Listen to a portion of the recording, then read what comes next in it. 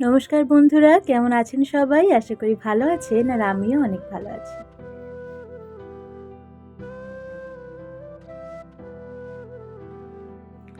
বেশ কিছুদিন যাবৎ আমি ভিডিও দিতে পারছি না। তার কারণ ফোনে ভীষণ সমস্যা হচ্ছে, সেই কারণে। তো যাই হোক এখন মোটামুটি ঠিক আছে আর অনেকগুলো ভিডিও না ফোনে জমা হয়ে আছে। সেই কারণেও আসলে ফোনটা হ্যাং করছে। তো যাই হোক এই যে আজকে চলে এসেছিলাম একটি স্কুলে ছেলের অ্যাডমিশনের জন্য। তো যাই হোক সেখানেও আমি একটি ছোট্ট করে ভিডিও করে নিয়েছি। কত সুন্দর স্কুলটা, তাই না?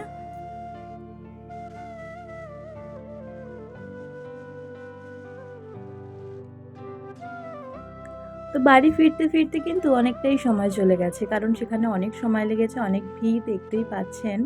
তো যাই হোক বাড়িতে আসার পরে এই যে রাত্রের বেলায় ছেলের টিউশন টিচার পাঠিয়েছে এগুলোকে কি বলে? ডোসা আর চাটনি। যাই হোক আমি হয়তো ঠিকঠাক নাম আমি জানি না। এরকমই কিছু একটা হবে। হ্যাঁ, মনে পড়েছে। এটার নাম হচ্ছে নীর ডোসা। মানে এটা বেসিক্যালি একদম পাতলা হয় আর জল দিয়ে হয়তো করে বোধহয় এরকম। এরকমই কিছু একটা হবে যাই হোক। আর ছিল এই যে চাটনি, ধনিয়া, পুদিনা, নারকেল আরও অনেক কিছু দিয়ে করে ওরা, অত আমি জানিও না। তো যাই হোক ভীষণ সুন্দর লেগেছিল খেতে। আমি খুব একটা বেশি খাইনি। যাই হোক রাতের খাবার যেহেতু বানানো ছিল, তো যাই হোক মোটামুটি খারাপ লাগেনি, ভালোই লেগেছে। আমাদের বাঙালিদের মুখে যতটা ভালো লাগে সেরকমই ভালো লেগেছে। আর এইটা ছেলের স্কুলের প্রজেক্টের জন্য এই গাছটি দরকার, সেই কারণে এই ছবিটা তুলেছিলাম।